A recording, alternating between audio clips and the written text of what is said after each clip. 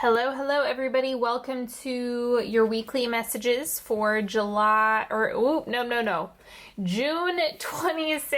to June 26th of 2019 to July 1st of 2019. Okay. I've been recording an outrageous amount of videos lately, so yes, too much content, can't talk. But we're going to do this. I'm going to try to keep it short and sweet so I can continue working on other things. But I wanted to get something out for you this week. So let's start with the truth bomb.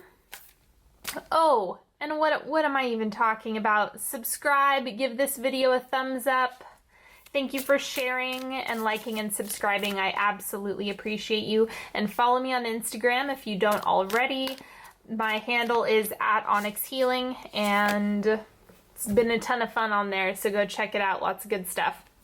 All right, inner attunement over outer attainment. Yes, so just so we're clear, these actually affect each other. It is not one or the other. They play together. So when you are able to get the internal state nice and clear and tuned up, then that's what starts to manifest externally. So just keep that in mind. It's not one or the other. It is both. But you're going to want to feel into the energetics of it first before anything else happens. All right, let's pick another one.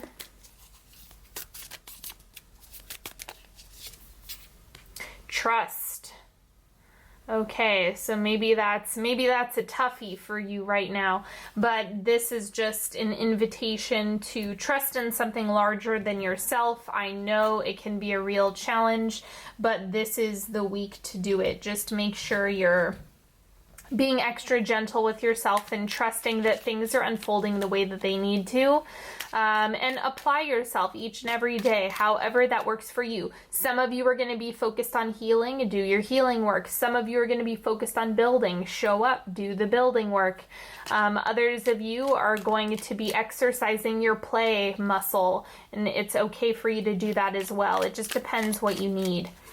Now, let's see. We also have the Eight of Pentacles, so this is doing the work. Remember that good things in life aren't free. They do require an energetic investment. We all have wounding, we all have goals, we all have baggage, we all have similar things. It's just that the context and the nature of them are different. We have different battles to face. We have different work to do. And so the more you can just accept, like, oh, this is the work that I'm doing in this lifetime, in this incarnation, then the faster you're going to be able to ascend.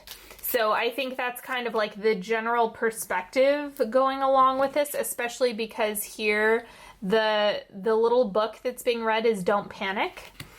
It's just about being willing to do the work, and that's honestly the best thing you can do for yourself. And then we also have Six of Cups. This is a soulmate card. This is also about connection and nostalgia. So maybe you have been connecting with somebody lately, or like reflecting on a lot of things of the past. That's a large part of where you're going to want to do your work as well, is just healing anything that has transpired in the past. That's what we're here to do. So those are definitely playing together. And also trust that the right people are coming into your space at the right time. Then we have the High Priestess. So since we are in Cancer season, it's no surprise that we have the High Priestess making an appearance. This is your own intuition. I'm going to clarify this card and see what exactly we need to know about the High Priestess. Seven of Swords. So I think there's a good reason why you don't have, this is like a sneaky card. So the Seven of Swords is like, I'm going to fly under the radar and also kind of move away from things that aren't working. And so I'm getting that there's probably a good reason why that strategy is in place right now. I wouldn't overshare information this week. It's more of like, check in first, really do the work, show up for yourself, see what transpires, and then you can start communicating a little bit more. But trust your gut. If something is telling you like, you know what, I'm not ready to share this quite yet, just trust that. And then we also have the Three of Swords. This is grief and loss as well. Three of Swords comes with a lot of healing. It's just that it's kind of a pain in the ass, and that's why it has such a bad rap. No, we don't want to deal with the Three of Swords. It's better to get the Ten of Cups and have no challenges or struggles at all. But just understand that you can't have a sunny day without experiencing a rainy day. To clarify that, we have the Six of Cups. Once again, I'm getting that some of you may, like maybe you are healing from heartbreak, dealing with a soulmate, you know, that's always a pain. There's no magic bullet for that, but that's going to be a limited group who are dealing with that. For others of you, this is actually just about creating space and doing the healing so that the right people and the right connections can actually make an appearance in your life. If you're holding on to people that are simply no good for you, then there's no space for good people to actually show up. And then what else do we have going on this week? The Moon. I think that there's a lot that's still up in the air. Like you're simply not going to have absolute certainty with whatever it is that's happening, and that's okay. Just kind of breathe into it and trust. The Moon, it's like that cloudy, foggy feeling. So it's okay that that's coming up. Try not to judge it too much. Just roll with it. You're not going to want to fight the current of the Moon. You're doing a lot of healing this week, so take it easy. You know, breathe into it. Be extra gentle with yourself. And then I'm going to pull a couple other cards. We have the Nine of Wands. Things are moving really fast.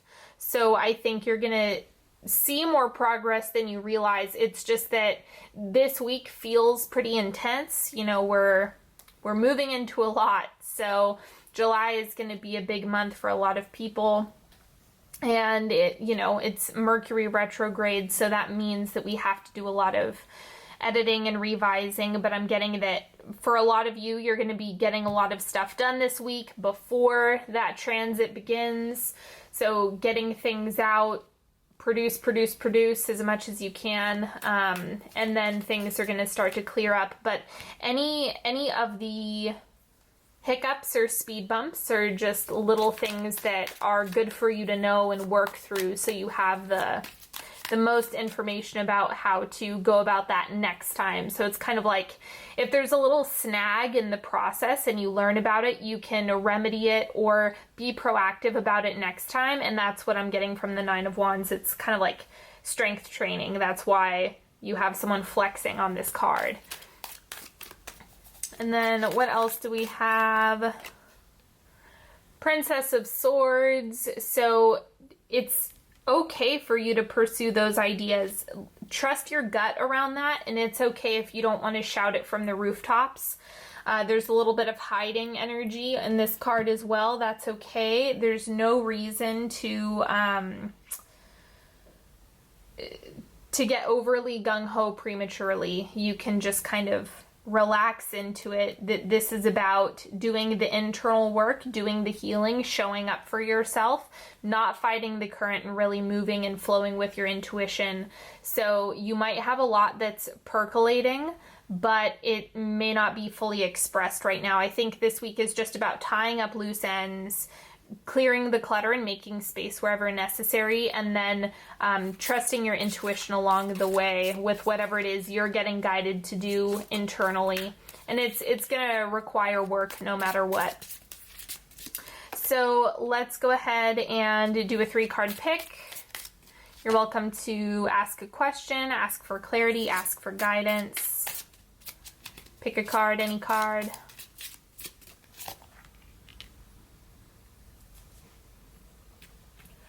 Card number 1, we have Awakening.